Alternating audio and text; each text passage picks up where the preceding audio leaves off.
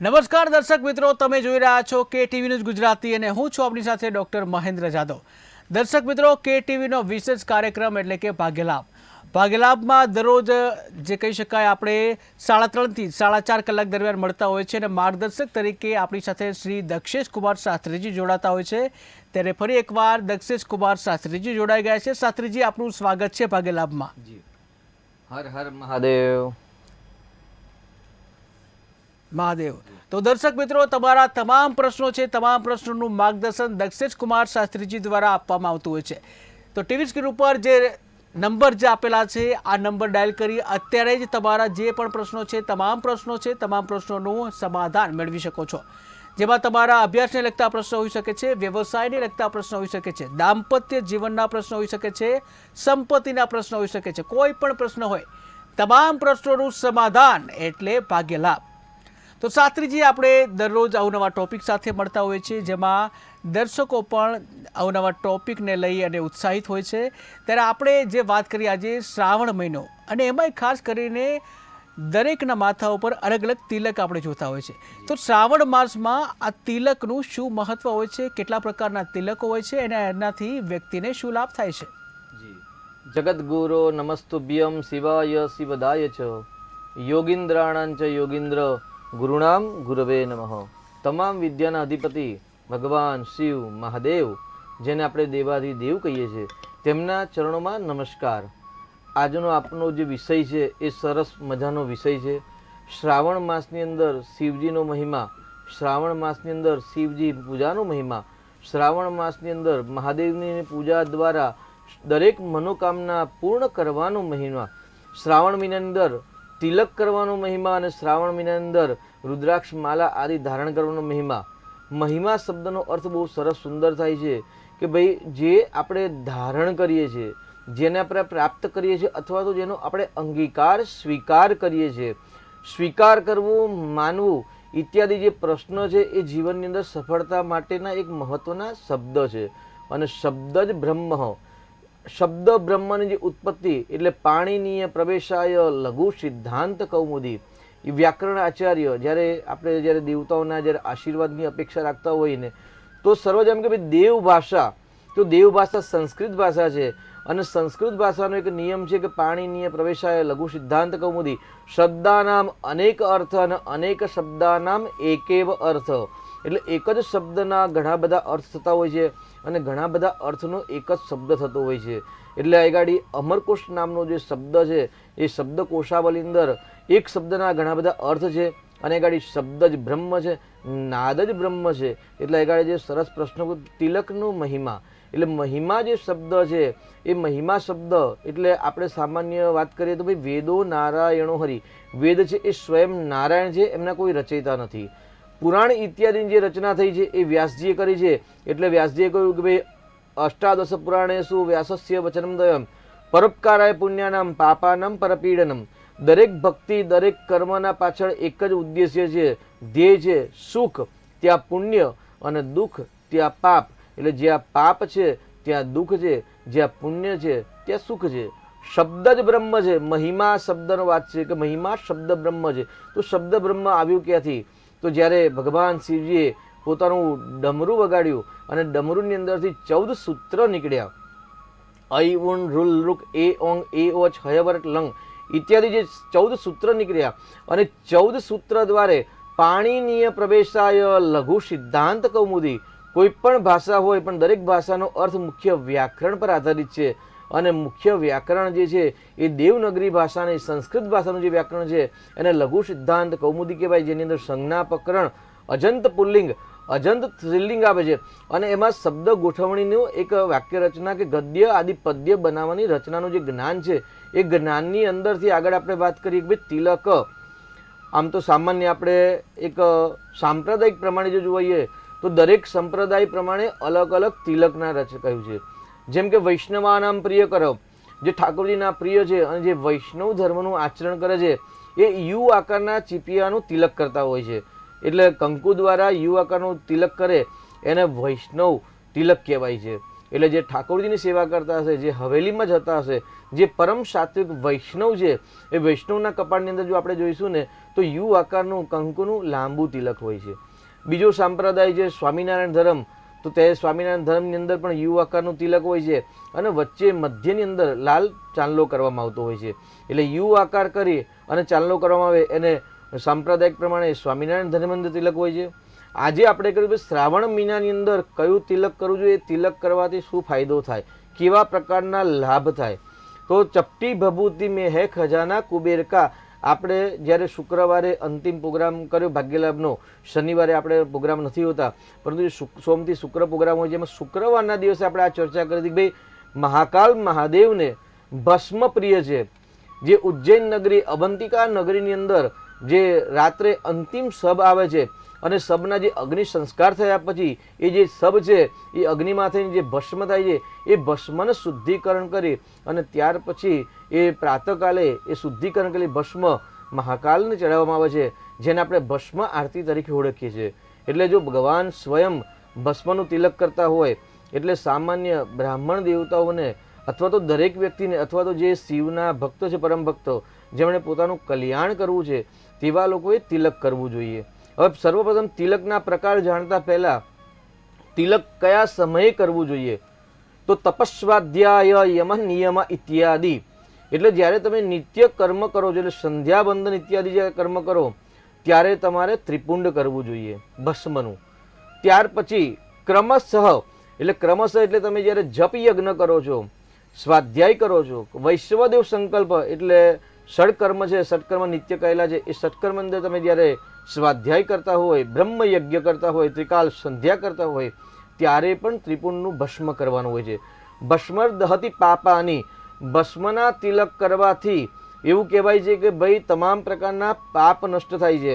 એટલે જ્યારે તમે પૂજાપાઠ કરો છો, યજ્ઞ કરો છો, શિવાર્ચન કરો છો, તમારું નિત્ય કર્મ કરો છો, ષટકર્મનો પ્રયોગ કરો છો અથવા તો યજ્ઞ યાગાદિ કરો છો, ત્યારે તિલક કરવાનું હોય છે અને ભસ્મનું તિલક કરવાનું હોય છે. ભસ્મને અંદર 3 પ્રકાર છે, બ્રહ્મા વિષ્ણુ મહેશ કહીએ, સત્વ રજસ તમસ કહીએ, સાત્વિક રાસિક તામસિક કહીએ.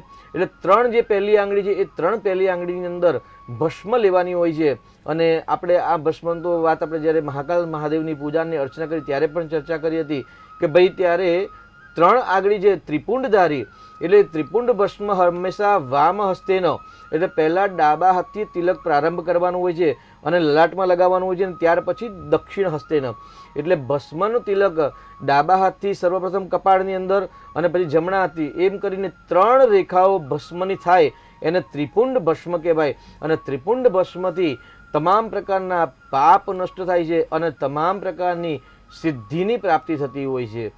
હવે જ્યારે કર્મ પૂર્ણ થાય ત્યારે મુખ પ્રક્ષાલનનો પણ એક પ્રયોગ છે કે ભાઈ ભસ્મ કર્યા પછી ઘણા બધા ભક્તો કે ભસ્મ કર્યા પછી બહાર જઈએ તો ખરાબ લાગે, પણ એવું કહેવાય છે કે ભાઈ ત્રિકાલ સંધ્યા કરો, એટલે પ્રાત, મધ્યાહન અને સાયન 3 સંધ્યા છે કે 3 વખતના સ્વાધ્યાય કર્મ છે કે 3 વખતના નિત્ય કર્મ છે. તો 3 પ્રકારના તિલકનો પ્રકાર અલગ અલગ છે. જ્યારે તમે પ્રાતકાલે સંધ્યા કરો છો કે પ્રાતકાલે જ્યારે તમે સત્કર્મ કે સ્વાધ્યાય કરો છો ત્યારે ડાબા હાથમાં ભસ્મ લઈ 3 આંગળીમાં લેવાની છે અને કપાળની અંદર, બાહુની અંદર, કંઠની અંદર, હૃદયની અંદર અને ચરણ કમલની અંદર અને કટિયામ એટલે કટીના ભાગની અંદર આ ભસ્મ કરવાની હોય છે. અને જ્યારે કર્મ પૂરું થાય ત્યાર પછી મુખ પ્રક્ષાલન કરી એ ભસ્મ આપણે ધોઈ શકાય છે, મુખ પ્રક્ષાલન કરી શકાય છે. જી જી જી તો દર્શક મિત્રો, તમારા કોઈ પણ પ્રશ્નો હોય, તમામ પ્રશ્નો છે, તમામ પ્રશ્નોનું સમાધાન તમે ભાગ્યલાભના કાર્યક્રમમાં મેળવી શકો છો. જો તમારા અભ્યાસને લગતો પ્રશ્ન હોય, તમારા બાળક જે છે એ બાળક અભ્યાસમાં ધ્યાન ન આપી શકતા હોય, એકાગ્રતા ના રાખી શકતા હોય વગેરે જેવા પ્રશ્ન હોય તો પણ તમારા પ્રશ્નોનું સમાધાન મેળવી શકો છો. આ સાથે જ વ્યવસાયને લગતા પ્રશ્નો હોય, તમે વારંવાર મહેનત કરો છો અને આમ છતાંય મહેનત કરવા છતાંય ફળ નથી મળતું, તો તેમાં પણ જે શાસ્ત્રીજી છે એ મદદરૂપ થશે. તમારી જે કુંડળી છે એના આધારે તમને કયા દોષ નડે છે અને કેવી રીતે એનો ઉપાય કરી શકાય છે એનું પણ સમાધાન મેળવી શકો છો. આ સાથે તમારું દાંપત્ય જીવન છે, તમારું દાંપત્ય જીવનમાં પણ જો પ્રશ્ન આવતા હોય, છૂટાછેડા થયા હોય કે દાંપત્ય જીવનમાં મનમેળ ના હોય જેવા પ્રશ્નો હોય તો તેનું પણ સમાધાન કરી શકો છો.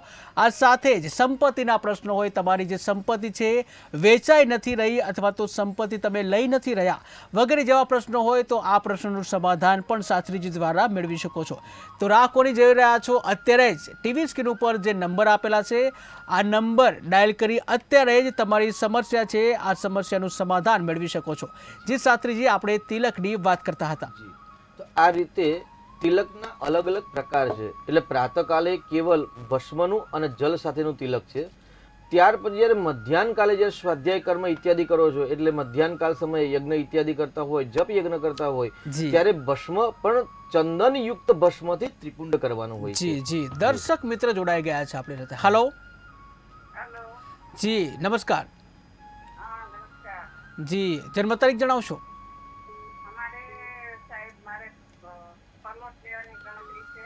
જી, આપની જન્મ તારીખ જણાવશો? જી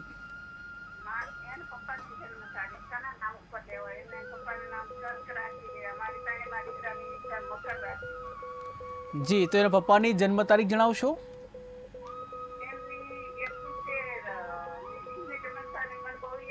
તમારો અવાજ ધીમો આવી રહ્યો છે. ફરીથી એકવાર જન્મ તારીખ જણાવશો?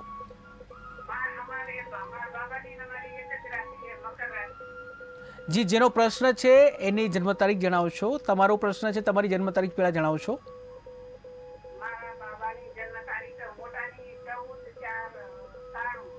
14/4/93.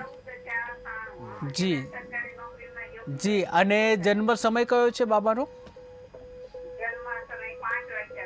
સવારે કે સાંજે? હા, બાબાનો જન્મ સમય કયો છે? સવારે કે સાંજે? 5 વાગ્યાનો સવારે. જી, અને જન્મ સ્થળ કયું છે? જન્મ ક્યાં થયો હતો? ચેજરા ગામ. જી, સુરેન્દ્રનગર. જી, અને શું નામ છે દીકરાનું? જી, જિગ્નેશભાઈનો પ્રશ્ન શું છે?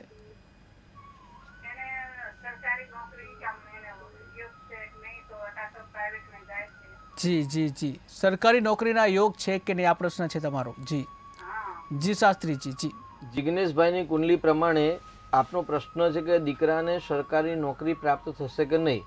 તો જો સરકારી નોકરી પ્રાપ્ત કરવાની જો આપના જો ડિગ્રી હોય તો અહીં ગાડી ચોક્કસથી 6થા સ્થાનનો માલિક સૂર્ય ધન સ્થાનમાં ઉચ્ચ અવસ્થાનો છે.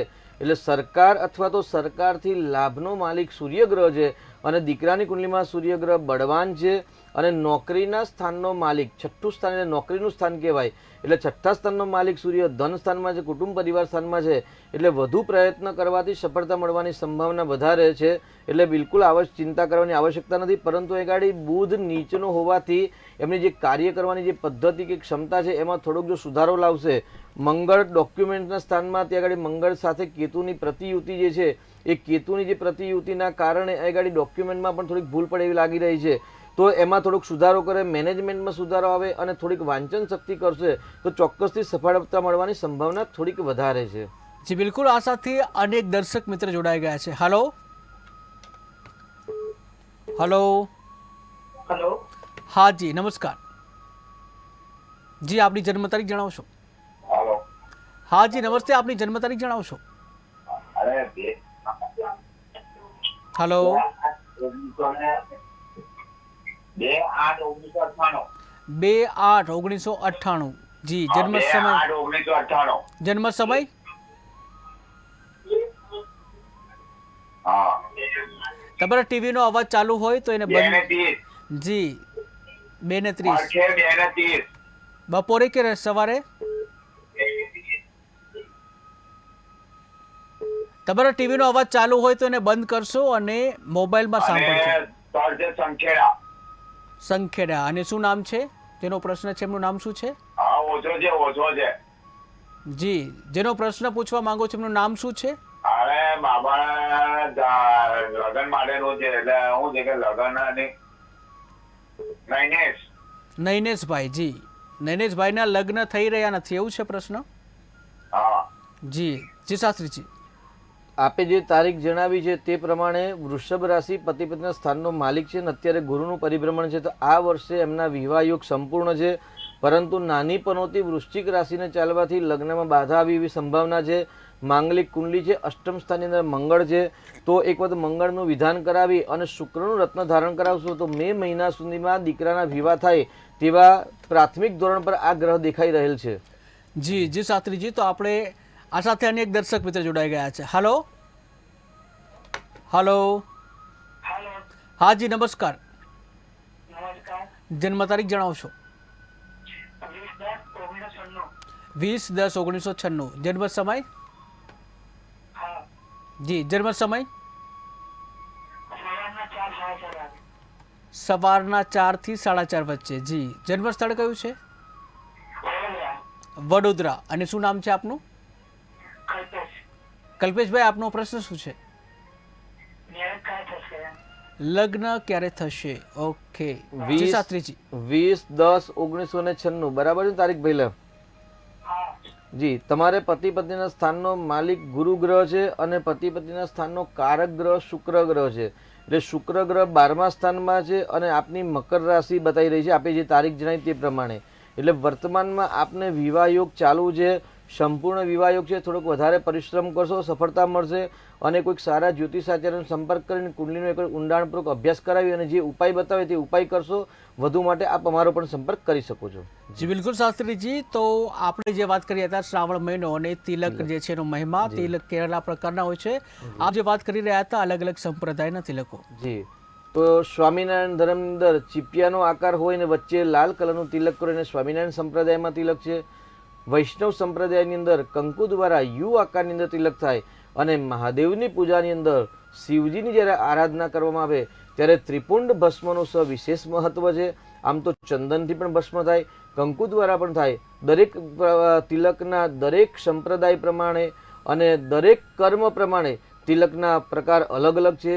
જેમ કે માંગલ્ય દાસ્તુ મંગલ માંગલાયા, જ્યારે આપણે શ્રીની ઉપાસના મહાલક્ષ્મીની ઉપાસના કરતા હોય અથવા તો આપણા ઘરે કોઈ મંગલ પ્રવેશ કાર્ય હોય કે આપણે દીકરીના વિવાહ હોય, કન્યાના વિવાહ એને મંગલ કાર્ય કહે ત્યારે કંકુના તિલકનું સવિશેષ મહત્વ છે. જી બિલકુલ કંકુના તિલકનું સવિશેષ મહત્વ છે. આ સાથે દર્શક મિત્ર જોડાઈ ગયા છે. Hello hello. હા જી નમસ્કાર. હાજી જય મહાદેવ. જી મહાદેવ. જન્મ તારીખ જણાવશો. જી હું વાસવદ એનું ફોન કરું છું. જી જન્મ તારીખ જણાવશો આપની. એમને જન્મ છે 31/7/1998. 31/7/1998. હા. જન્મ સમય 10 PM. 10:05 PM. 10:05 PM. 10:05 PM. જી 10:05 સાંજનું. ઓકે જન્મ સ્થળ કયું છે. બરાબર. ફરી એકવાર જણાવશો. બરાબર. ભાવનગર. જી અને શું નામ છે આપનું. જી બરાબર. જી આપનો પ્રશ્ન શું છે. જી આપનો પ્રશ્ન જણાવશો. તમારો અવાજ નથી આવી રહ્યો. હલો લગ્ન ક્યારે થશે એવો પ્રશ્ન છે આપનો. જી જી શાસ્ત્રીજી. જી આપનો જન્મ 1998માં છે ને આપના લગ્નનો પ્રશ્ન છે. અહીંયા ગાડી આપની કુંડલીમાં ચતુર્થ સ્થાનની અંદર મંગળ છે ને કર્ક રાશિનો મંગળ શત્રુ પરમ શત્રુ બુધના સાથે નીચનો મંગળ હોવાથી લગ્નમાં બાધા આપે છે. મંગળની ચોથી દ્રષ્ટિ પતિ પત્નીના સ્થાનમાં છે. એટલે મંગળનો જો ઉપાય કરશો તો ચોક્કસથી તમને લગ્નમાં શીઘ્ર સફળતા મળશે. વર્તમાનમાં એટલો બળવાન લગ્નનો યોગ નથી, પરંતુ એવું કહે કે ડિસેમ્બર કે જાન્યુઆરી પછી તમારે પ્રબળ લગ્નનો યોગ પ્રારંભ થાય છે. મંગળનું સારામાંનું રત્ન ધારણ કરશો, મંગળવારની ઉપાસના કરજો, મંગળના જપ તપ કરશો અને સાથે શુક્રનું રત્ન કોઈક સારા જ્યોતિષાચાર્યની સલાહ પ્રમાણે ધારણ કરશો. ચોક્કસથી ડિસેમ્બર જાન્યુઆરી પછી 13 મહિનાની અંદર આપનો વિવાહ યોગ ચાલશે. જી શાસ્ત્રીજી. તો આપણે જે તિલકનું મહત્વ અને જે સંપ્રદાય અલગ અલગ છે તેઓના જે તિલકની વાત કરતા હતા જેમાં કંકુનું તિલક શુભ માનવામાં આવે છે તે વાત હતી. કુંકુમમ કામના દિવ્યમ કામિન્યામ કામ સંભવમ. જ્યારે કોઈ વિશેષ ઈચ્છા જ્યારે ધરાવવાની હોય કે વિશેષ ઈચ્છાના કર્મ પ્રાપ્તિ કરવા માટે જ્યારે પરમાત્માની પૂજા કરતા હોઈએ અથવા તો કન્યાના વિવાહ હોય ત્યારે મંગલ કાર્ય માટે આપણે કંકુનું તિલક કરતા હોઈએ છીએ. તત્પૂર્વે આપણે ત્રિપુંડની વાત કરતા હતા એ પહેલા વાત આપણે પૂર્ણ કરીએ કે ભાઈ પ્રાતઃકાલે ભસ્મ સાથે તિલક છે. જી પ્રાતઃકાલે ભસ્મ સાથે તિલક છે. આ સાથે દર્શક મિત્ર જોડાઈ ગયા છે. Hello hello. નમસ્કાર. નમસ્કાર. જી જન્મ તારીખ જણાવશો. મારા પપ્પા વિશે પૂછ્યું છે. તેમની જી. જન્મ તારીખ 3/8/1969 છે. 3/8/1969. જી જન્મ સમય કયો છે. જન્મ સમય સાંજના 9 થી 10 વચ્ચે. સાંજના 9 થી 10 વચ્ચે. જન્મ સ્થળ કયું છે. જન્મ જુનાગઢ જિલ્લાનું નવાલિકા. જી બિલકુલ જુનાગઢ. અને શું નામ છે આપના પિતાનું? મેરામભાઈ. જી જરા મહિનો પ્રશ્ન શું છે? એટલે જે તારીખ છે એ પ્રમાણે મિલાવતી આવી છે કે ફરી એકવાર જણાવશો પ્રશ્ન? મેરામભાઈ છે. હા, અને એમનો પ્રશ્ન શું છે? અહંકાર થયા કરે છે અને અંદરથી ડર લાગ્યા કરે છે. ડર લાગ્યા કરે છે. એકાબીજાનું કેવું માનતા નથી ઘરમાં. ઘરમાં એકાબીજાનું કેવું માનતા નથી, ડર લાગ્યા કરે છે. જી જી શાસ્ત્રીજી. જી અહીં ગાડી આપના પિતાજીની કુંડલીમાં એવું કહી શકાય ભાઈ મંગળ અને રાહુનો અંગારક નામક યોગ બને છે. મંગળ એટલે ઉર્જા, એનર્જી, મંગળ એટલે પાવર, ઓથોરિટી પાવર, અને મંગળની દ્રષ્ટિ રાહુ પર છે. એટલે જ્યારે રાહુ મંગળની યુતિ પ્રતિયુતિ કે સર્જન થાય ત્યારે અંગારક નામક યોગ બનતો હોય છે. અને અંગારક એટલે અંગારા, અગ્નિ, એટલે એમના જે મસ્તિષ્કની અંદર જે રાહુ બિરાજમાન છે, રાહુ પર મંગળની દ્રષ્ટિના કારણે અંગારક યોગ, અને સાથે સાથે શનિ ચંદ્રનો વિષ નામ યોગ બને છે. એટલે વિષ યોગના કારણે શંકા, કુશંકા, માનસિક અશાંતિ, પ્રશ્નાર્થ, ખોટી ખોટી લવારી કરવી અથવા તો ખોટા વિચાર વાયુના દ્વારા આ માણસ દુઃખી થતા એવું કહી શકાય. તો ભગવાન શિવજીની આરાધના કરવી, રુદ્રાભિષેક કરવો, અંગારક યોગના નિવારણ માટે સારા પંડિતજીનો સંપર્ક કરીને પૂજા કરાવી, અને તે ન કરી શકતા હોય તો નિત્ય 11 માળા ઓમ ગંગ ગણપતયે નમઃ એનો જપ કરવામાં આવે તો ચોક્કસથી અંગારક નામનો જે અશુભ યોગ છે એની જે માત્રા નેગેટિવ ઉર્જાની છે એ ધીરે ધીરે શાંત થતી હોય છે. એટલે શ્રેષ્ઠ ઉપાય જે પણ વ્યક્તિની કુંડલીની અંદર અંગારક નામક યોગ બને છે કે જેને મકાનનો પ્રશ્ન છે, જમીનનો પ્રશ્ન છે, ભૂમિના પ્રશ્ન છે, કે જેની અંદર ગૃહ ક્લેશ કંકાસ થતા હોય તેવા લોકોએ જ્યોતિષ આચાર્યનો સંપર્ક કરી અને અંગારક દોષ છે કે નહીં તે જાણવું, અથવા તો ઘરની અંદર વાસ્તુ દોષ છે કે નહીં તે તપાસ કરાવવું. કારણ કે ગૃહ ક્લેશ કંકાસના મુખ્ય પાયો છે અંગારક યોગ. એટલે મંગળ, રાહુ અને સૂર્ય નેગેટિવ થાય ત્યારે તો આપના પિતાજીની કુંડલીમાં આ ખરાબ યોગ બની રહ્યો છે તેનું નિરાકરણ કરાવશો અને નિત્ય ગણપતિની 11 માળા કરાવશો. બાપાના આશીર્વાદથી બધું સરસ થશે. જી બિલકુલ. આ સાથે અન્ય દર્શક મિત્ર જોડાઈ ગયા છે. હલો. હેલો. હા જી નમસ્કાર. મારા બાપા માટે મારે પૂછવાનું છે. જી. એની જન્મ તારીખ છે 18/4/2014. 18/4/2014. જન્મ સમય હા, 7 ને 6. 7 ને 26. સાંજે 7 ને 6. સાંજે 7 ને 6. જન્મ સ્થળ કયું છે? પોરબંદર. પોરબંદર. શું નામ છે બાબાનું? નિમિત. જી નિમિતભાઈનો પ્રશ્ન શું છે? એમાં એનું ભવિષ્ય કેવું રહેશે ટૂંકમાં એના, અને સ્કોપ વધારે સારો કેમાં રહેશે, સ્પોર્ટ્સમાં કે ભણવામાં? ભવિષ્ય કેવું રહેશે, સ્પોર્ટમાં કે ભણવામાં? ક્યાં જવું, ભણવામાં કે સ્પોર્ટમાં? જી જી શાસ્ત્રીજી. દીકરાની કુંડલીમાં ભાગ્યસ્થાનનો માલિક બુધ છે અને ભાગ્યસ્થાનમાં ગુરુ છે. એટલે ચોક્કસ દીકરાનું ભાગ્ય સારું છે, ચિંતા કરવાની બિલકુલ જરૂર નથી. કારણ કે ઉદ્યમે નહીં સિદ્ધ્યંતિ, જે લોકો ઉદ્યમ પરિશ્રમ મહેનત કરે છે એમને જરૂરથી સફળતા મળે છે. વિદ્યાસ્થાનમાં શુક્ર બિરાજમાન છે અને વિદ્યાસ્થાન પર ગુરુની દ્રષ્ટિ પણ છે. એટલે જ્યારે ગુરુ શુક્રનો ત્રિકોણ યોગ બનતો હોય તે શુભ યોગ કહેવાય છે. એટલે વિદ્યા ક્ષેત્રથી આગળ વધી શકે. બીજો પ્રશ્ન આપનો છે સ્પોર્ટ્સનો, રમતગમતનો. પણ રમતગમતમાં હંમેશા 3જું સ્થાન અને 5મું સ્થાન બળવાન બનતું જોવું જોઈએ. પ્રાથમિક ધોરણ પર આ કુંડલીમાં બળવાન દેખાતું નથી તો એક વખત કુંડલીનો ઊંડાણપૂર્વક અભ્યાસ કરી અને મંગળ અને સૂર્યની સ્થિતિ પર 5મા અને 3જા સ્થાનથી જો સંબંધ ધરાતો હોય તો સ્પોર્ટ્સમાં, રમતગમતની અંદર પણ એ બાળક આગળ વધી શકે છે. તો સારા જ્યોતિષાચાર્યનો સંપર્ક કરી માર્ગદર્શન લઈને આગળ વધશું. જી બિલકુલ. આ સાથે અન્ય દર્શક મિત્ર જોડાઈ ગયા છે. હલો. હલો. હેલો. હા જી નમસ્કાર. નમસ્કાર ગુરુજી. જી જન્મ તારીખ જણાવશો? 25/12/1994. 25/12/1974. હા. જન્મ સમય? જન્મ સમય 4:30 થી 5. 4:30 થી 5. સાંજે કે સવારે? સવારે. જન્મ સ્થળ કયું છે? સાબરમતી, અમદાવાદ. જી આપનું નામ શું છે? જી અશોકભાઈ, આપનો પ્રશ્ન જણાવશો? મારો પ્રશ્ન એ છે કે આર્થિક રીતે હું બહુ પાયમાલ થતો જાઉં છું અને આર્થિક રીતે સજ્જડ થતો નથી. પૈસો બિલકુલ મારી પાસે રહેતો નથી. જી પૈસો ટકતો નથી, આર્થિક રીતે પછાત થતા જાઓ છો, પૈસો ટકતો નથી. જી શાસ્ત્રીજી. જી આપના જે જન્મ તારીખ પ્રમાણે જે આપનો જે હોરોસ્કોપ છે એમાં ધન સ્થાનનો માલિક છે ને બૃહસ્પતિ ગ્રહ છે. સામાન્ય એવું કહી શકાય ભાઈ દ્વિતીય એકાદશ સ્થાન એટલે જે વ્યક્તિની કુંડલીમાં બીજું સ્થાન ને 11મું સ્થાન બળવાન થાય તેમને ધનના લાભ પ્રાપ્ત થાય. એટલે આપની કુંડલીમાં ધન લાભ થવાના યોગ સંપૂર્ણ છે, કેમ કે ગુરુ સુખ સ્થાનની અંદર બિરાજમાન છે. એટલે બહારના સંપર્કથી તમને લાભ વધુ મળે, પરંતુ આપની કુંડલીમાં જે અંગારક નામક યોગ બનેલો એ યોગના કારણે આપના જીવનમાં અશાંતિ છે, દુઃખ છે, સંતોષકારક કે જે ઈચ્છા પ્રમાણે ધન આગમન નથી રહેતું અને ઘરમાં પણ અશાંતિ રહેતી હોય છે.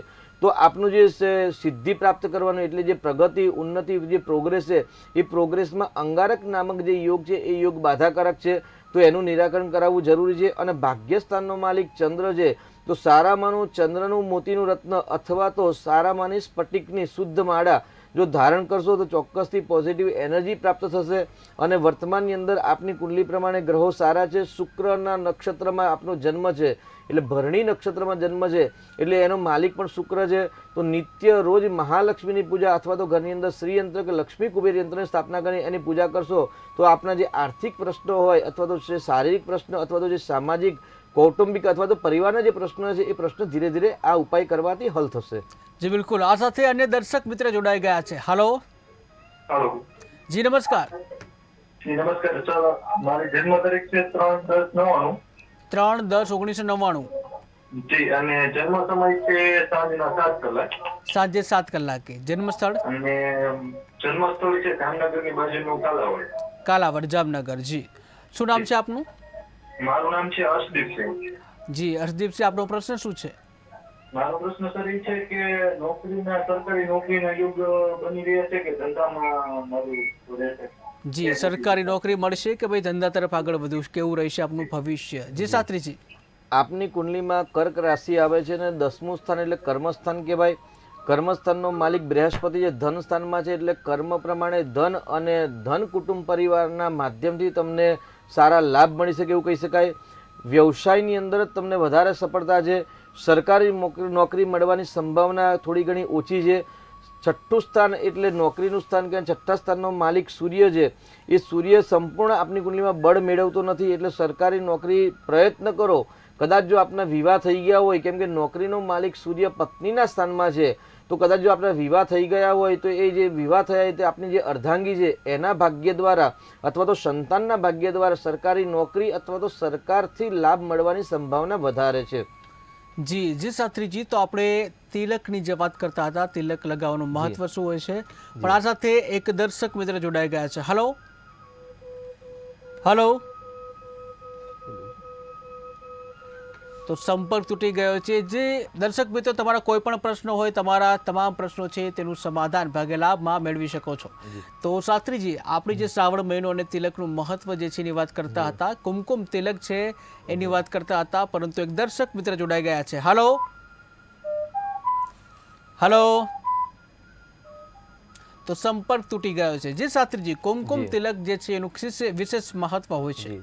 તો પ્રાતઃકાલે ભસ્મનું તિલક જલ સાથે, મધ્યાહન કાલે ભસ્મનું ત્રિપુંડ પણ ચંદન સાથે. એટલે જ્યારે મધ્યાહન કાલે જ્યારે પૂજા જપ તપ યજ્ઞ ઇત્યાદિ કરો છો તો એકલા ભસ્મનું તિલક નથી, ભસ્મ સાથે તમારે ત્યાં આગળ ચંદન મિશ્ર કરી અને કપાળની અંદર જો ત્રિપુંડ કરવામાં આવે તો પણ પાપ દૂર થાય છે અને સાથે સાથે પ્રજ્ઞા શક્તિની વૃદ્ધિ થાય છે. ત્રિપુંડના તિલકનું આપણે સર્વપ્રથમ મહત્વ માનીએ છીએ કે ભાઈ પ્રાતઃકાલે ભસ્મનું તિલક કરવાથી તમામ પ્રકારના પાપમાંથી મુક્તિ મળે છે. મધ્યાહન કાલે જો તિલક કરવામાં આવે અને ચંદનયુક્ત તિલક કરવામાં આવે તો એ ચંદનયુક્ત તિલક કરવાની અને જો પૂજા જપ તપ સ્વાધ્યાય કર્મ કરવામાં આવે, યજ્ઞ ઇત્યાદિ કરવામાં આવે, ત્યારે ભસ્મયુક્ત તિલક કરવાથી પાપ તો નષ્ટ થાય છે પણ જોડે પ્રજ્ઞા શક્તિ પણ પ્રાપ્ત થાય છે. જી પ્રજ્ઞા શક્તિ પ્રાપ્ત થાય છે. દર્શક મિત્ર જોડાઈ ગયા છે. હાલો હાલો. જી નમસ્કાર. 14/10/1991. જન્મ સમય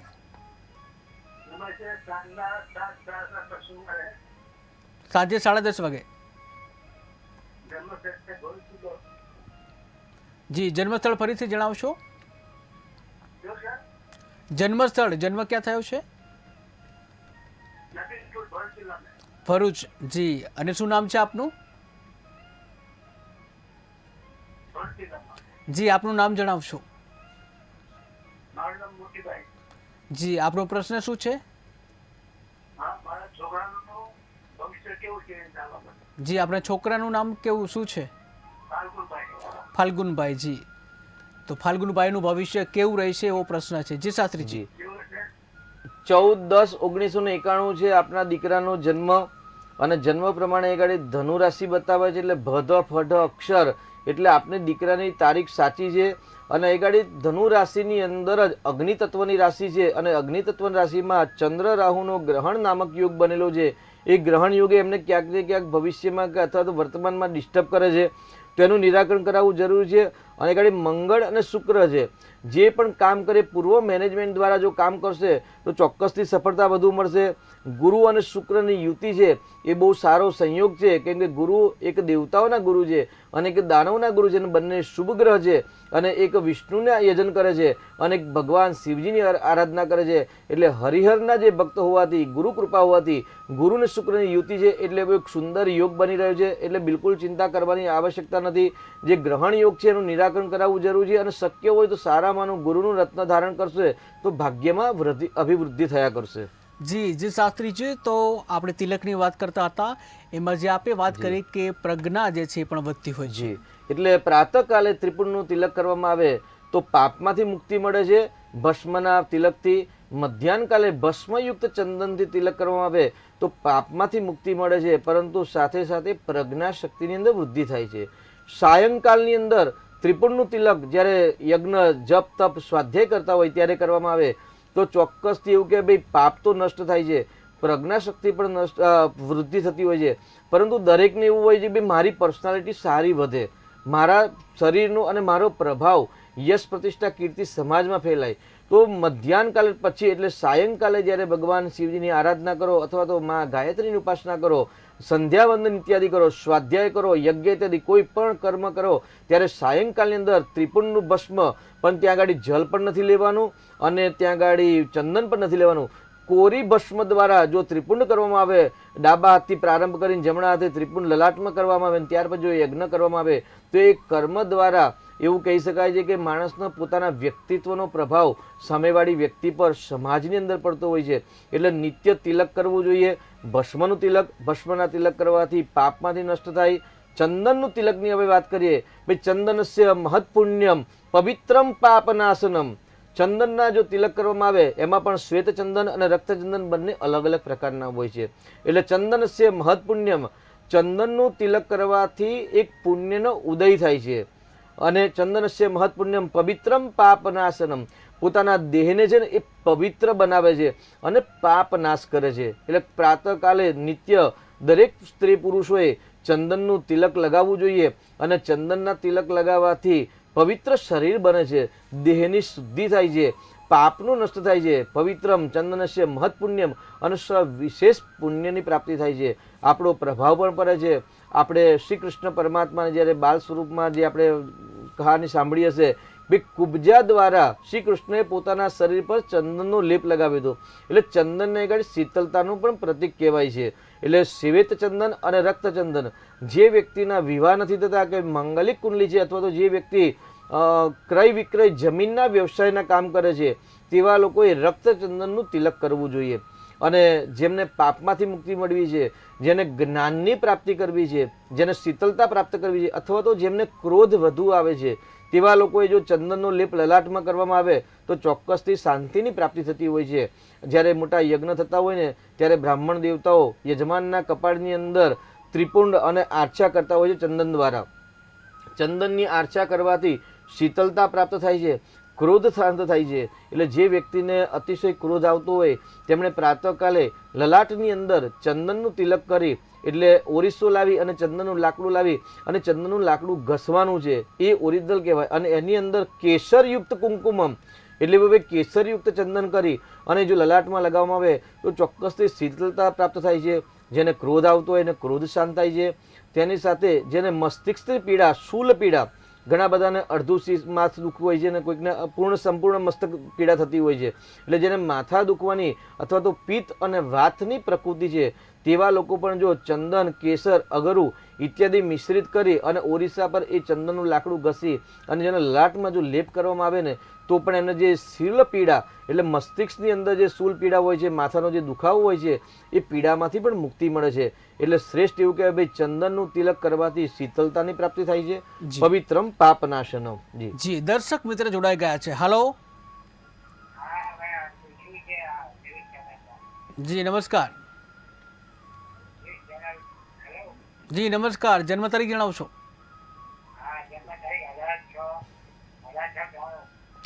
18/6/1994.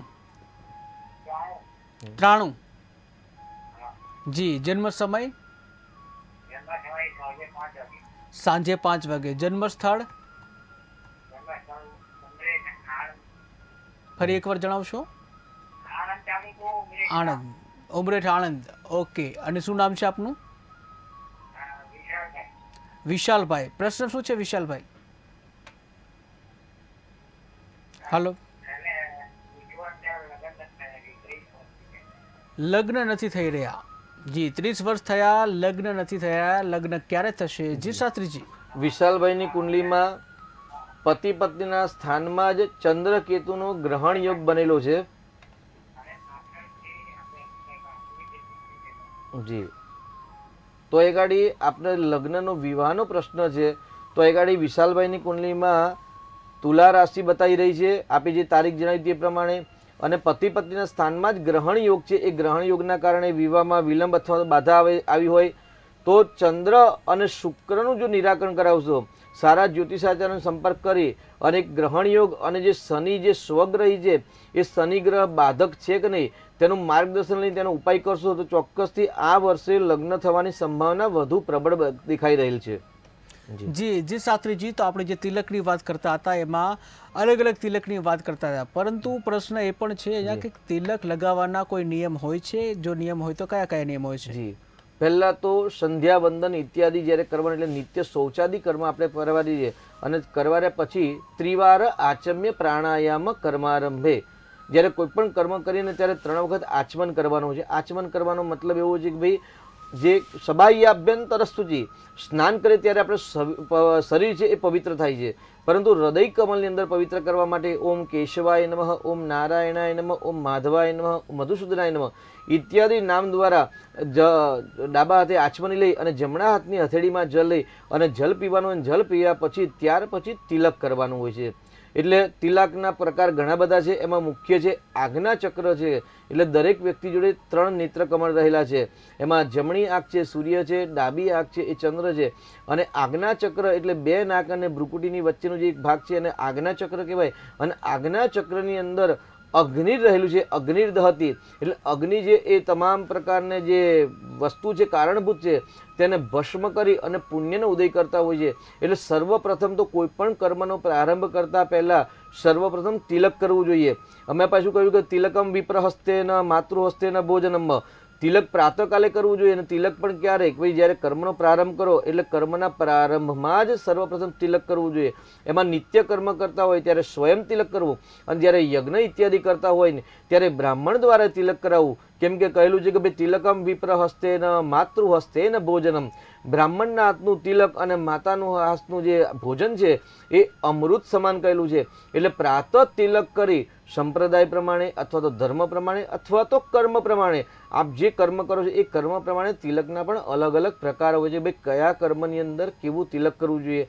કામ્ય પ્રયોગની અંદર પદાર્થ લખેલા છે બે અષ્ટગંધ ઇત્યાદિ એટલે ભાઈ ચંદન, કંકુ, અગર, તગર ઇત્યાદિ. પછી ત્યાં ગાડી ઘોરોચન, ઘોરોચનમ ચંદન દેવદારુ, દેવદારુના વૃક્ષના લાકડાને ભસ્મ દ્વારા આ બધા મિશ્રિત કરી અને 8 પ્રકારના જે પદાર્થ હોય છે એ પદાર્થ દ્વારા અલગ અલગ તિલક કરવાના હોય છે. પરંતુ કર્મના આરંભની અંદર હંમેશા તિલક કરવું જોઈએ. ચંદનના તિલક કરવાથી શીતળતાની પ્રાપ્ત થાય છે. અને મંગલ કાર્ય માટે એટલે કોઈ પણ જ્યારે મંગલ કાર્ય હોય ત્યારે હંમેશા એવું કહેવાય ભાઈ કંકુનું તિલક કરવું જોઈએ. કારણ કે કુંકુમમ કામના દિવ્યમ કામિન્યામ કામ સંભવમ. કોઈ પણ મનોરથ હોય, કોઈ પણ ઈચ્છા હોય તો કંકુના તિલક કરવાથી એ સફળતા મળે છે અને વ્યક્તિત્વના આકર્ષણની શક્તિમાં વૃદ્ધિ થતી હોય છે. એટલે દરેક બહેનોને પણ જો આપણે જાણતો ભાઈ સૌભાગ્યવતી સ્ત્રીઓ હંમેશા કંકુનું તિલક કરવું જોઈએ. વર્તમાનમાં તો બધા તૈયાર તિલક આવી ગયા, પરંતુ શાસ્ત્ર તો કહે છે કે ભાઈ કંકુનું જ તિલક કરવું જોઈએ. અને એમાંય હરિદ્રાયુક્ત કંકુ તિલક છે એ માંગલિકનું પ્રતીક છે. એટલે માંગલિકના કાર્યની અંદર, મંગલ કાર્યની અંદર જ્યારે હરિદ્રાયુક્ત, શ્વેત રક્તયુક્ત કે શ્વેત ચૂર્ણયુક્ત જ્યારે કંકુ જ્યારે હળદર અને મિશ્ર થાય ત્યારે રક્તવર્ણ થાય, એટલે સામાન્ય તિલક બનાવવાના જે પ્રયોગ છે એ તિલક બનાવવાને કંકુ બનાવવાનો પણ પ્રયોગ છે. શાસ્ત્ર તો એવું કહે છે ભાઈ જે કંકુનું જે તિલક કરો ને એ સ્વયં બનાવવું જોઈએ. અને સ્વયં બનાવવા માટે શ્વેત ચૂર્ણ અને શ્વેત ચૂર્ણ સાથે હરિદ્રાયુક્ત જે ભસ્મ હોય એ બંનેની ભસ્મ જ્યારે મિશ્રિત કરો ને ત્યારે વર્ણ છે ને એ રક્તવર્ણ થતો હોય છે. અને એ રક્તવર્ણ આપની જે કુળદેવી હોય કે કુલદેવતા હોય તેને સ્પર્શ કરી, અથવા તો કંઈ જ ના હોય તો ઘરની અંદર શ્રીયંત્રની સ્થાપના કરો, લક્ષ્મીની. કેમ કે લક્ષ્મીની પૂજા કરવાથી લક્ષ્મીની વૃદ્ધિ થતી હોય છે. તો શ્રીયંત્ર પર કુંકુમ અર્પણ કરી અને કુંકુમનો તિલક કરવાનો પ્રકાર છે. હવે સામાન્ય બહુ સરસ પ્રશ્ન પૂછ્યો, તિલક ક્યારે કરવું જોઈએ અને કંકણ બંધન પણ ક્યારે કરવું જોઈએ. એટલે માંગલ્ય આજે આપણા સમાજની અંદર ભાઈ રક્ષા પોટલી બાંધો, રક્ષા પોટલી બાંધો.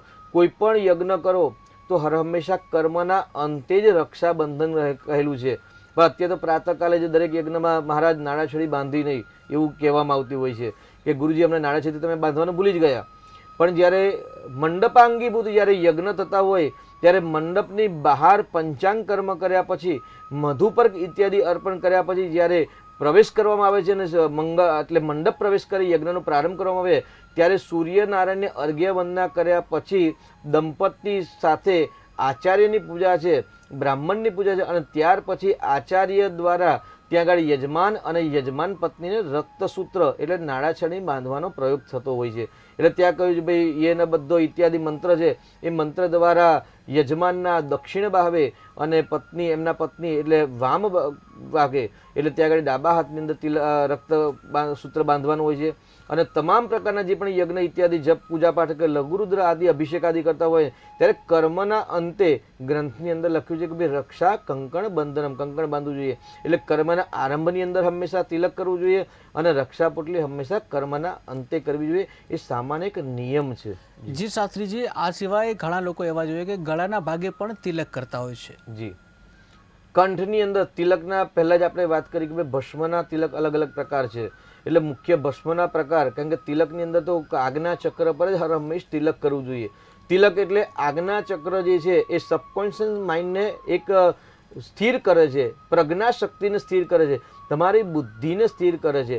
અને યજ્ઞની અંદર તિલક કરવાનું સ્વમહત્વ એવું છે કે તમારામાં સ્થિરતા પ્રાપ્ત થાય, એકાગ્રતા પ્રાપ્ત થાય. એટલે કંઠની અંદર તિલક કરવાનું વિધાન નથી, પરંતુ સરસ્વતીની જ્યારે પૂજા કરવામાં આવે છે, મા ભગવતીની બુદ્ધિની શારદા દેવીની પૂજા કરવામાં આવે છે તો કંઠે નિવસતી એવું કહે છે ભાઈ મા શારદા ક્યાં બિરાજમાન છે? તો શારદાનું નિવાસ સ્થાન બે જગ્યાએ છે. એક મનુષ્યના કંઠની અંદર છે અને એક મનુષ્યને જીહવા પર છે. એટલે જ્યારે બાળકને યજ્ઞોપવિત સંસ્કાર આપવામાં આવે અથવા તો જ્યારે નામકરણ સંસ્કાર કરવામાં આવે ત્યારે એવું કે ત્યાં સરસ્વતીની પૂજા છે. અને જ્યારે સરસ્વતીની પૂજા કરો ને ત્યારે જીભની અંદર સુવર્ણની સલાખાથી એટલે સોનાની સળી બનાવવાની છે અને સોનાની સળી દ્વારા મધયુક્ત અષ્ટગંધના તિલકથી બાળકના જીભ પર તિલક કરવાનું હોય છે. અને જ્યારે સરસ્વતીની પૂજા કરીને જ્યારે બાળકને પ્રથમવાર જ્યારે અભ્યાસ માટે બિરાજમાન કરો ત્યારે ગણેશ અને સરસ્વતીની જ્યારે પૂજા કરો ને ત્યારે એવું કહેવાય છે કે સુવર્ણની સલાખાથી બાળકના કંઠ પર તિલક કરવું જોઈએ. એટલે ત્યારે જ કંઠ પર તિલકના પ્રયોગ છે. અત્યારે જ્યારે હનુમાનજીને ત્યાં બધા ભક્તો દર્શન કરવા જાય ને એટલે જે હનુમાનજીને ચડાયેલું સિંદૂર છે એનું તિલક કરે અને તિલક કર્યા પછી કંઠમાં પણ લગાવતા હોય છે, કાન પણ લગાવતા હોય છે. એટલે તિલકના પ્રકારમાં કાન પર કરવાનો તિલકનો પ્રકાર છે, કંઠમાં પણ તિલક કરવું જોઈએ, હૃદય પર પણ તિલક કરવું જોઈએ. જે ત્રિપુંડ કરીએ છીએ જેમ કે ભાઈ લલાટની અંદર ત્રિપુંડનું ભસ્મનું તિલક કરવાય એને ડાબા હાથથી પ્રારંભ કરવું પછી જમણા હાથથી કરવું. પણ હૃદયની અંદર હૃદયના સ્થાન પર એવું કહેવાય છે કે ભાઈ ચંદનયુક્ત કેસરથી તિલક કરવું જોઈએ. જી, ચંદનયુક્ત કેસરથી તિલક કરવું જોઈએ. દર્શક મિત્ર જોડાઈ ગયા છે. હાલો. હેલો. જી નમસ્કાર. 22/7/88. જી, જન્મ તારીખ જણાવશો? 22/7/88. 22/7/1988. જન્મ સમય? જન્મ સમય 4:45 સવારે 4:45. જન્મ સ્થળ? જન્મ સ્થળ બગસરા. બગસરા. અને શું નામ છે આપનું? પ્રશાંત. જી, પ્રશ્ન શું છે આપનો? એકવાર ડિવોર્સ થઈ ગયા છે. જી. અને અમને અર્થ વિવાહ કરાવવાનું કીધું હતું, તો અર્થ વિવાહની વિધિ કરાવી દીધી છે. જી અને હવે શુક્રનો કે ચંદ્રનો ગ્રહ પહેરવો અને લગ્ન યોગ ક્યારે છે? લગ્ન યોગ કાર્ય છે, શુક્ર ચંદ્રનો ગ્રહ પહેરવો. જી શાસ્ત્રીજી. દીકરાની કુંડલી છે ને? હા હા જી ભાઈની. હા, ભાઈની છે. હવે ભાઈની રાશિ તુલા રાશિ છે અને દીકરા માટે હંમેશા લગ્ન માટે શુક્ર બળવાન જોઈએ. તો ભાઈની કુંડલીમાં 12મા સ્થાનની અંદર શુક્ર સ્વગ્રહી છે, સાથે ગુરુ ગ્રહ પણ છે. તો અહીં ગાડી શુક્રનું રત્ન ધારણ કરવું જોઈએ ખાસ. તો સાથે સાથે પતિ પત્નીના સ્થાનનો માલિક ભાઈની કુંડલીમાં ગુરુ ગ્રહ છે અને એ પણ દ્વાદશ ભાવમાં શુક્ર સાથે છે, એટલે ગુરુનું દાન કરવું જોઈએ. અને ચંદ્ર કુંડલી પ્રમાણે, શુક્ર પ્રમાણે, શુક્રની રાશિ પ્રમાણે અને વિવાહ માટે હંમેશા શુક્ર ગ્રહ કામ કરે. એટલે ચંદ્ર અને શુક્રનું જે મિલન છે એટલે ચંદ્રનું સારામાંનું મોતી રત્ન ધારણ કરી શકાય, શુક્રનું રત્ન ડાયમંડ અથવા તો ઓપલ રત્ન ધારણ કરી શકાય. અને ગુરુનું દાન કરો તો ચોક્કસથી વિવાહ યોગ વર્તમાનમાં ચાલુ છે, એટલે ચોક્કસથી વિવાહ યોગ બને. અને વધુ વિવાહ યોગ ડિસેમ્બર જાન્યુઆરી પછી જે નક્ષત્ર શનિનું નક્ષત્ર શતભિસામાંથી જ્યારે ગુરુના નક્ષત્રમાં આવે ત્યારે વિવાહ યોગ પ્રબળ બની રહેલું છે. જી શાસ્ત્રીજી, તો આપણે તિલકની વાત કરી રહ્યા છીએ. શાસ્ત્રીજી, આપણે ઘણીવાર જોઈએ છે કે કોઈ નવું બાઇક અથવા તો કાર લેતા હોઈએ છીએ અથવા તો કોઈ ગૃહમાં પ્રવેશ કરતા હોય છે ત્યારે પણ આપણે તિલક લગાવતા હોય છે. પરંતુ એક દર્શક મિત્ર જોડાઈ ગયા છે. હલો હલો જી નમસ્કાર. જી જન્મ તારીખ જણાવશો?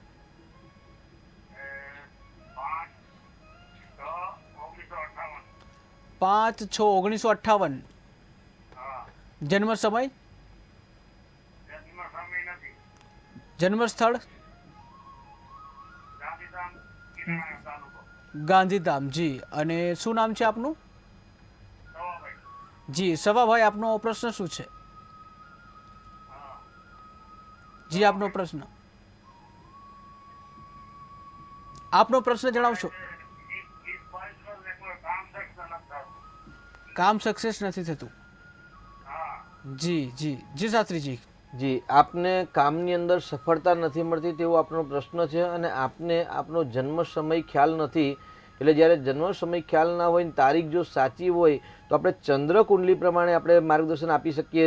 અને ચંદ્ર કુંડલી પ્રમાણે આપની કુંડલીમાં જે શુક્ર અને કેતુની યુતિ છે એટલે સામે રાહુની યુતિ છે એ તમને મળવાપાત્ર લાભ મળવા દેતા નથી. એટલે આપે સ્ત્રીઓને હંમેશા માન સન્માન આપવું. સૂર્ય બુધનો બુધાદિત્ય યોગ થાય છે એટલે આત્મવિશ્વાસથી પૂર્ણ ઉર્જા સાથે જો આપ પરિશ્રમ કરશો તો ચોક્કસથી આપણે સફળતા મળશે. આપની કુંડલીમાં બહુ અશુભ ગ્રહ દેખાઈ રહેલા નથી, પરંતુ મંગળ ગ્રહ એ ઉર્જાનો અભાવ બતાવી રહ્યો છે. તો એક વખત જન્મનો સમય શોધી અને ઊંડાણપૂર્વક કુંડલીનો અભ્યાસ કરાવજો અને ઉર્જા વધારવા માટે, કામ કરવાની ક્ષમતા વધારવા માટે કયા પ્રયોગ કરે, કયા ઉપાય કરવા જોઈએ, કયા પ્રકારના દ્રવ્યનું દાન કરવું જોઈએ, એનું માર્ગદર્શન મેળવશો તો એ દ્વારા કરશો તો આપણે ચોક્કસથી તમને સફળતા મળશે. જી બિલકુલ શાસ્ત્રીજી. તો શાસ્ત્રીજી, આપણે ઘણીવાર જોઈએ છીએ જ્યારે કોઈ પણ નવી વસ્તુ આપણે લેતા હોઈએ છીએ ત્યારે ખાસ કરીને તિલક કરતા હોય છે. જ્યાં નવું બાઇક લેતા હોય, નવી કાર લેતા હોય કે પછી કોઈ પણ નવી વસ્તુ લેતા હોય ત્યારે આપણે તિલક કરવાનો એક રિવાજ હોય છે. તો એનું શું મહત્વ છે? રક્ષા સર્વપ્રથમ તો ભય બીના પ્રીતિ ન હોય એવું કહેવાય છે કે ભાઈ આપણા સમાજની અંદર હંમેશા ડર ના હોય તો પ્રેમ પ્રાપ્ત થતો નથી. અને આ શાસ્ત્રની અંદર પણ કહેલું છે. એટલે જ્યારે આપણે વાહન જ્યારે ખરીદતા હોઈએ ને ત્યારે પોતાના કુળદેવીને ત્યાં અથવા તો હનુમાનજીના મંદિરના ત્યાં અથવા તો જ્યાં શ્રદ્ધા હોય ને ત્યાં વાહન લઈ જઈ અને ભૂદેવતા જોડે ત્યાં આગળ તિલક કરાવતા હોય છે. એટલે નિર્વિઘ્ન યાત્રા. એટલે આપણે આમાં મુહૂર્ત શાસ્ત્રનો આપણે સાથ લઈશું. મુહૂર્ત શાસ્ત્ર પ્રમાણે યાત્રા એટલે જ્યારે તમે કોઈ પણ વાહન ખરીદો છો, હકીકતમાં તો જ્યારે તમે શોરૂમમાંથી છોડાવો છો ત્યારે કઈ દિશામાં બેસીને સર્વપ્રથમ પ્રારંભ કરો એ બહુ મહત્વની વસ્તુ છે કે ભાઈ તમે યાત્રા જે વાહનની કરો એ યાત્રા કઈ દિશામાં કરવી જોઈએ. એટલે એ ગાડી મુહૂર્ત શાસ્ત્ર પ્રમાણે ચોઘડિયાનું પણ આપણે થોડુંક મહત્વ આપીશું. અને યોગીની કાળનો વિશેષ મહત્વ યાત્રા માટે. તો યોગીની કાળ પ્રમાણે કઈ દિશામાં સર્વપ્રથમ તો વાહન જ્યારે છોડાવીએ, 4 વ્હીલ હોય કે 2 વ્હીલ હોય, તો કઈ દિશામાં સર્વપ્રથમ મુખ રાખી અને શરૂઆત કરવી જોઈએ એ મહત્વ કર્યા પછી ત્યાર પછી એને કુળદેવીને ત્યાં લઈ જવાની હોય છે અથવા તો હનુમાનજીને અથવા તો પોતાની શ્રદ્ધા પ્રમાણે. અને ત્યાં 5 તિલક હોય છે. ત્યાં આગળ ગણેશજીનું મહત્વ છે. આપણે ગયા ભાદરવા મહિનાની અંદર જ્યારે ગણેશ ઉત્સવ થયો ત્યારે 5 ચાલ્લા વિશે વિશેષ આપણે ચર્ચા કરી હતી. 5 ચાલ્લા છે એ ગણેશજીના છે બીજા 2 ચાલ્લા છે એમના 2 પત્ની રિદ્ધિ સિદ્ધિના છે, અને બીજા 2 ચાલ્લા છે ને એ એમના પુત્ર છે લક્ષ અને લાભ, જેને આપણે શુભ લાભથી ઓળખીએ છીએ. એટલે 5 ચાલ્લા ત્યાં છે, અને જોડે ત્યાં સ્વસ્તિક તિલક પણ કરીએ છીએ. એટલે સ્વસ્તિક આપણા હિન્દુ સનાતન ધર્મની અંદર સ્વસ્તિક નામક એક જે પ્રતીક છે, એ પ્રતીક ચિહ્ન છે એ સમાનતા દર્શાવે છે. એટલા માટે આપણે કોઈ પણ યજ્ઞ કરીએ, ગૃહ પ્રવેશ કરીએ, નવી કાર લઈએ તો કોઈ પણ જગ્યા કરીએ તો ઉમરા પર 5 ચાલ્લા કરીએ, વાહન લઈએ તો વાહન પર 5 ચાલ્લા કરીએ, અને સ્વસ્તિક દોરતા હોય છે, ત્રિશૂલ દોરતા હોય છે. એટલે સ્વસ્તિકનો મતલબ છે કે દરેક પ્રકારે અમારું સ્વસ્તિક થાય, દરેક પ્રકારે અમારું કલ્યાણ થાય, અમારામાં સમાનતાની ભાવના આવે, અને અમારી રક્ષા થાય. કારણ કે જ્યારે આપણે જોડે મંગલ હોય અને મંગલ કાર્યનો પ્રવેશ થાય ત્યારે ચોક્કસથી આપણી રક્ષા થતી હોય છે. એટલે ઉદ્દેશ્ય ગાડી વાહન હોય ત્યાં રક્ષાનો મહત્વ છે. અને જ્યારે કોઈ પણ મકાન, ફેક્ટરી અથવા તો દુકાન, ઓફિસ ખરીદતા હોય ને ત્યારે યાત્રા પ્રવેશનો સવિશેષ મહત્વ છે. જી જી. તો દર્શક મિત્રો, સમયનો અભાવ છે, જ્યાં તમારા તરફથી અસંખ્ય કોલ આવે છે, તમારો અઢળક પ્રેમ મળે છે, પરંતુ ક્યાંક ને ક્યાંક સમયનો અભાવ હોય છે. તો શાસ્ત્રીજી આપ આવ્યા અને આજે જે તિલકનું મહત્વ દર્શકોને સમજાવ્યું, આપનો ખૂબ ખૂબ આભાર. તો દર્શક મિત્રો, હાલ સમયના અભાવે ભાગ્યલાભના કાર્યક્રમમાં હાલ બસ આટલું જ. વધુ સમાચાર માટે જોતા રહો KTV ન્યૂઝ ગુજરાતી. સમસ્યા તમારી, ખબર અમારી. નમસ્કાર.